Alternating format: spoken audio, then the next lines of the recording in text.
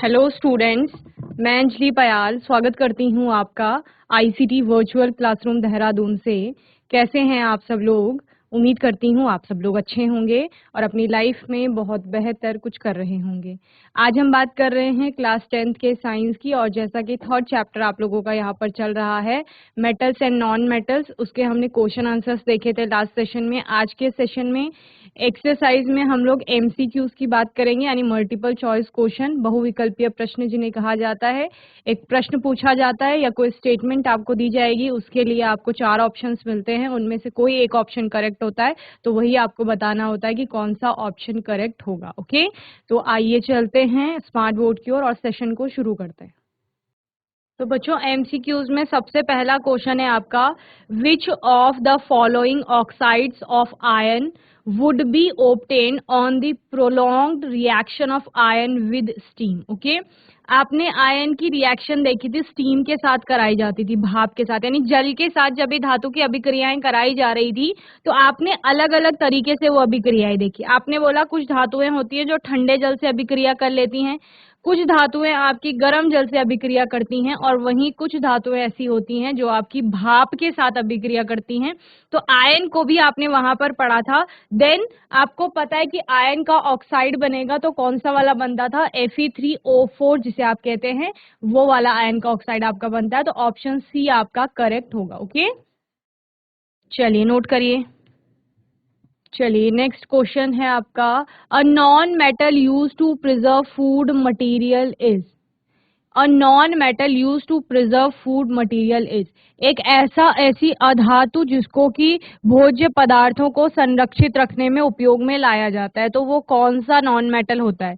ए है आपका carbon, B है फॉस्फोरस, सी है आपका सल्फर, डी है नाइट्रोजन। तो इनमें से फूड प्रिजर्वेशन में आपने देखो, एक तो आप संक्षारण पढ़ते थे, उसके बाद आप विकृत गंधिता पढ़ते थे, ठीक है ना, रेंसिडिटी जिसे कहा जाता है। तो रेंसिडिटी में आप नाइट्रोजन का यूज पढ़ते हैं कि नाइट्रोजन गैस का यूज किया जाता है।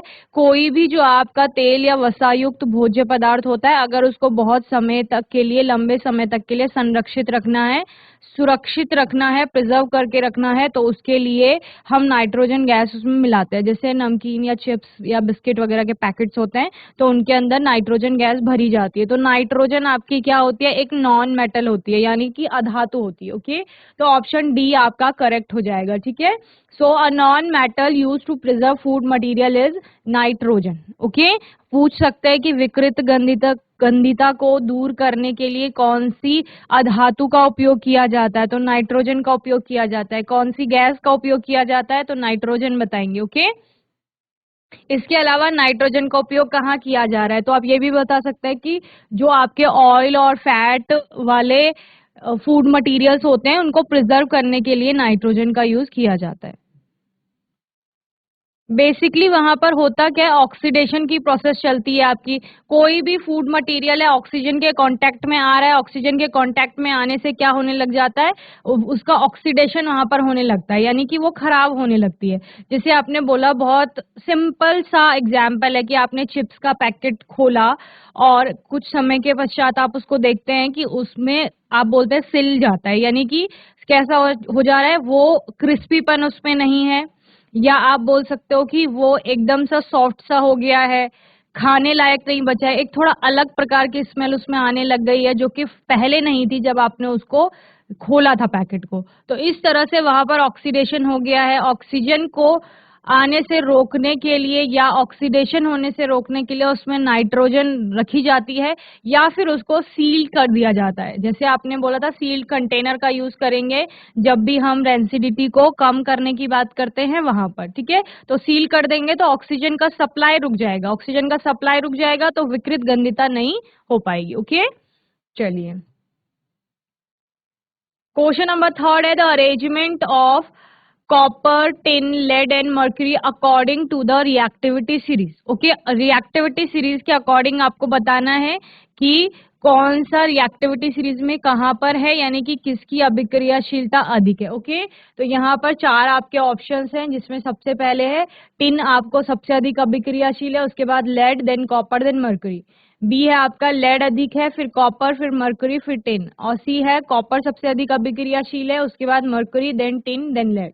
और डी है आपका मर्क्यूरी, टिन, लेड, कॉपर। ठीक है, तो आपके ऑप्शन ए करेक्ट हो जाएगा क्योंकि सबसे अधिक अभिक्रियाशील टिन है, उसके बाद लेड, देन कॉपर और मर्क्यूरी सबसे कम अभिक्रियाशील होता है इन तीनों की तुलना में। ओके, तो सक्रियता श्रेणी में आपने देखा है रिएक्टिविटी सीरीज बोलो, एक्टिविटी सीरीज बोलो या सक्रियता श्रेणी बोलो उसको, उसमें जो तत्व हैं आपके वो अभिक्रियाशीलता के घटते हुए क्रम में है, यानी जो सबसे अधिक अभिक्रियाशील है वो सबसे ऊपर आ रही है। ओके, देन धीरे धीरे जब आप नीचे की ओर बढ़ रहे हैं तो सक्रियता घट रही है, सक्रियता घट रही है। उसी बेस पर आपने विस्थापन अभिक्रिया देखी थी, डिस्प्लेसमेंट रिएक्शन, कि जो ऊपर है वो अपने से नीचे आने वाले तत्व को विस्थापित कर पा रहा है। क्यों? क्योंकि उसकी अभिक्रियाशीलता उनकी तुलना में अधिक है। अगर यहाँ पर आप बात करोगे टिन की, तो टिन अपने से का नीचे आने वाली, लेड की बात करें, कॉपर की बात करें, मर्क्यूरी की बात करें, तीनों को क्या कर सकता है? डिस्प्लेस कर सकता है।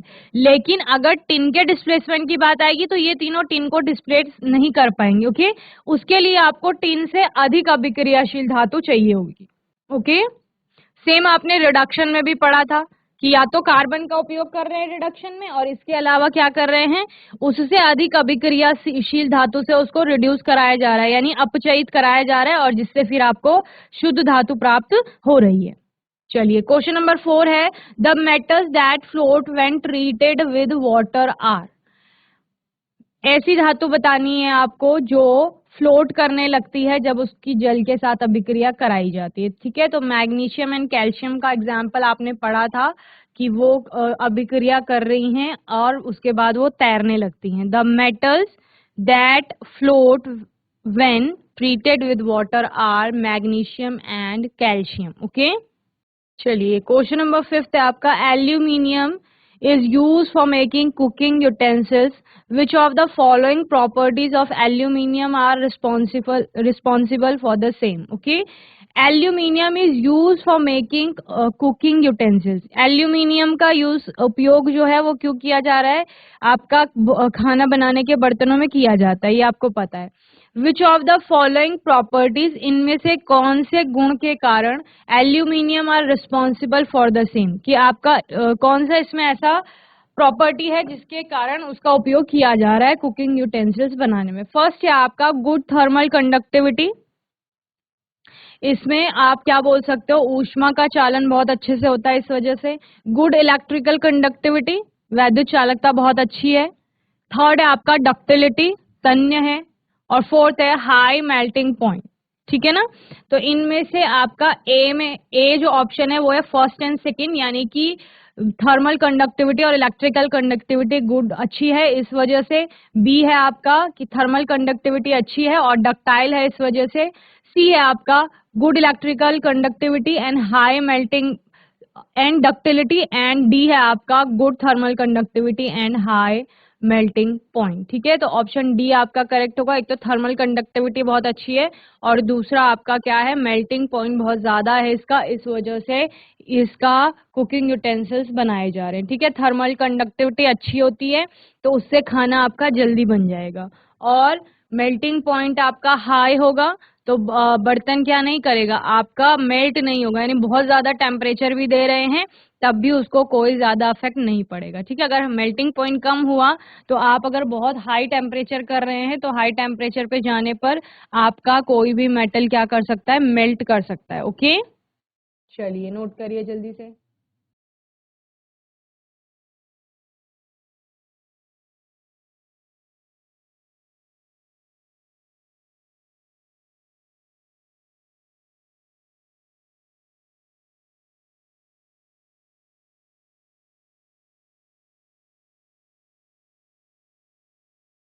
चलिए, क्वेश्चन नंबर 6 की बात करते हैं। When hydrochloric acid is added to barium hydroxide, a white colored compound is formed. Which of the following option gives the complete chemical reaction? Hydrochloric acid की रिएक्शन कराई जा रही है बेरियम हाइड्रोक्साइड से, तो आपका व्हाइट कलर का compound form होता है, जो कि क्या है ये पूछा जा रहा है कि व्हाइट कलर का कंपाउंड आपका क्या है। तो ये रिएक्शन आपको याद होगा, ये हमने सिल्वर के साथ भी ये रिएक्शन देखी थी जब भी, तो वहां पर बेरियम क्लोराइड बनता है, जो व्हाइट कलर का प्रेसिपिटेट फॉर्म होता था वो बेरियम क्लोराइड का होता था। ठीक है, तो ऑप्शन बी आपका यहाँ पर करेक्ट है, जहां पर क्या बन रहा है, बेरियम क्लोराइड बन रहा है। तो 2HCl प्लस BaOH का whole twice gives BaCl2 plus H2O। Okay, 2H2O आप इसे लिख सकते हैं। ओके, चलिए, कंप्लीट केमिकल रिएक्शन है ये आपकी। ये आपकी न्यूट्रलाइजेशन रिएक्शन होगी, क्योंकि यहाँ पर HCl आपका एसिड है और BaOH का होल ट्वाइस आपका क्या है, बेस है। ठीक है, तो एक एसिड और एक बेस के बीच में अभिक्रिया हो रही है, दोनों ही आपके क्या है, स्ट्रॉन्ग है, स्ट्रॉन्ग एसिड स्ट्रॉन्ग बेस। तो न्यूट्रलाइजेशन रिएक्शन हो रही है, जहां पर BaCl2 आपका एक सॉल्ट बन रहा है और साथ में H2O वाटर फॉर्म हो रहा है। तो न्यूट्रलाइजेशन रिएक्शन में आप यही कहते थे कि अम्ल और क्षार की अभिक्रिया कराई जा रही है, लवण और जल बन रहा है, साथ में आपकी क्या प्रोड्यूस होती थी, हीट भी प्रोड्यूस होती थी। ठीक है ना, ऊष्मा क्षेपी अभिक्रिया आप इनको बोलते थे कि ऊष्मा उत्पन्न हो रही है वहां पर। तो यहाँ पर भी आपका BaCl2 plus 2H2O plus heat भी आपकी जनरेट होगी यहाँ पर। ओके, चलिए नेक्स्ट है, what happens when a pellet of sodium is dropped in water. क्या होता है जब सोडियम की एक पैलेट जो है वो वाटर में गिर जाएगी, ऐसा बताया जा रहा है। ए है आपका it absorbs heat and form oxide. B है आपका it catches fire and form oxide. C है आपका it fire and forms hydroxide. D it absorb heat and forms hydroxide. Question number 7 है आपका, what happens when a pellet of sodium is dropped in water. क्या होता है जब आपका sodium की पैलेट जो है वो वाटर में गिर जाएगी। तो आपको बताना है, 4 ऑप्शंस आपके पास यहाँ पर हैं। तो आपको पता है सोडियम पोटेशियम की बात जब भी आप करते हैं तो ये हाईली रिएक्टिव आपके मेटल्स हैं। सबसे ज्यादा रिएक्टिव की बात करते हैं तो पोटेशियम आता है, देन आपका सोडियम आता है। दोनों ही आपकी एक्सोथर्मिक रिएक्शन प्रोड्यूस करती हैं, जहां पर कि आग लगने की संभावना आप बताते हैं कि अगर जल के संपर्क में ये आ गए तो ये आग पकड़ लेते हैं। तो एक तो fire, it catches fire and forms also, क्योंकि वाटर के साथ रिएक्ट कर रहा है तो आपका हाइड्रोक्साइड यहाँ पर फॉर्म होता है। ओके, तो ऑप्शन सी आपका यहाँ पर करेक्ट हो जाएगा। It fire and forms hydroxide, और इट कैचेस फायर भी आप लिख सकते हैं and forms hydro oxide. Okay, चलिए नोट करेंगे जल्दी से। साथ में आपकी हाइड्रोजन गैस भी बनती है, ऐसा आप पढ़ते हैं। ठीक है ना, ये सब आपने केमिकल रिएक्शन में पढ़ा है। जब आप मेटल्स की केमिकल रिएक्शंस देख रहे थे वहां पर आपने अलग अलग यौगिकों के साथ, अलग अलग तत्वों के साथ इनकी अभिक्रियाएं कराई थी और फिर आपके उत्पाद बन रहे थे।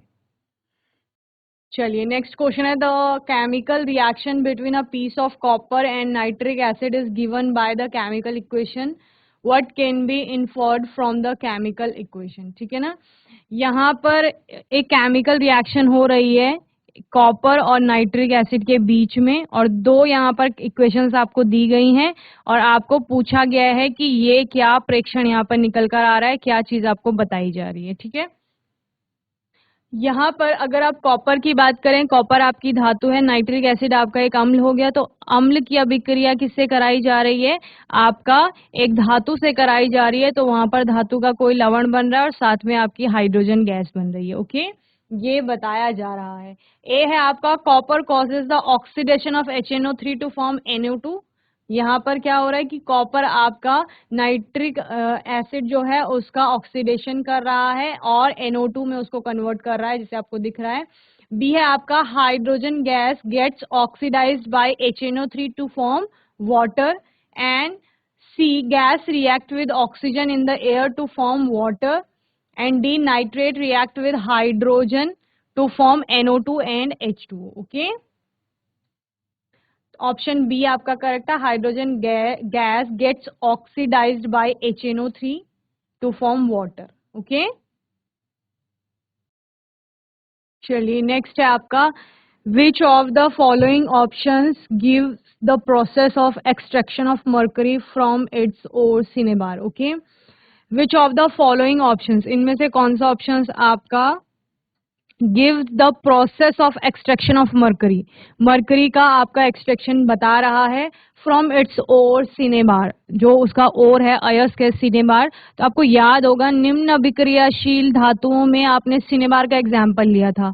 मरकरी मर्क्यूरी के का जो आपका क्या था, अयस्क था, सिनेबार जिसे कहा जा रहा था। तो उस सिनेबार से मरकरी को कैसे एक्सट्रैक्ट किया जा रहा है, इनमें इन ऑप्शन में से आपका कौन सा ऑप्शन उस प्रोसेस को बता रहा है, ये आपको बताना है। ठीक है, ए है cooling cinnabar in the presence of excess air, cinnabar को कूल करना है किस एक्सेस ऑफ एयर की प्रेजेंस में, ठीक है ना।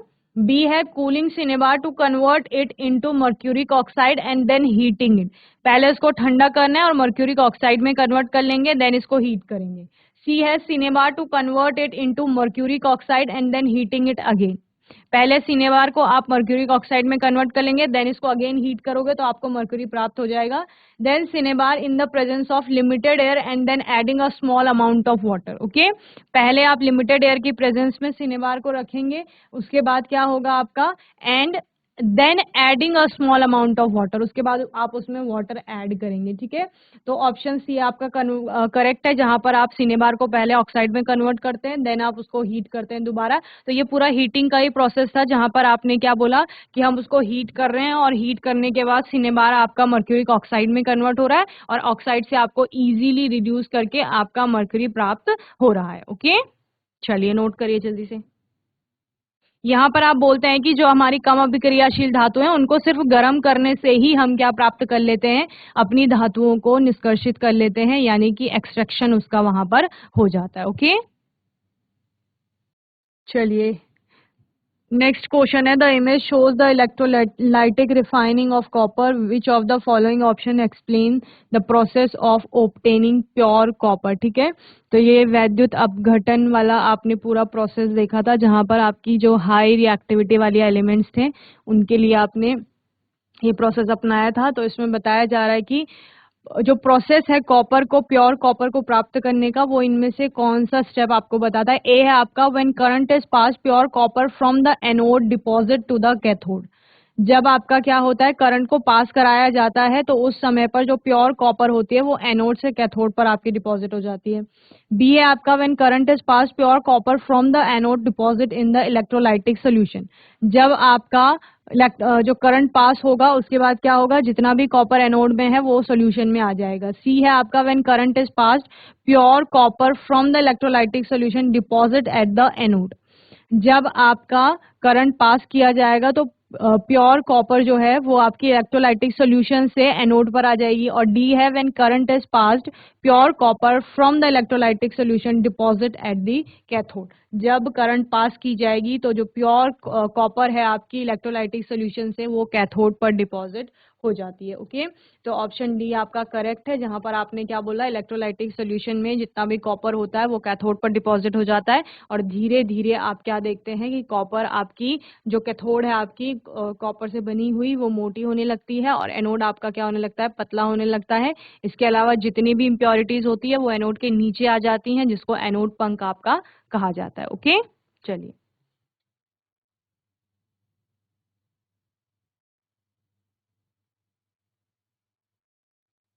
तो बच्चों मैं उम्मीद करती हूँ आज का सेशन आपको अच्छे से समझ में आया होगा। आज के सेशन में हमने चैप्टर थर्ड से एमसीक्यूज लिए, यानी बहुविकल्पीय प्रश्न हम लोगों ने देखे।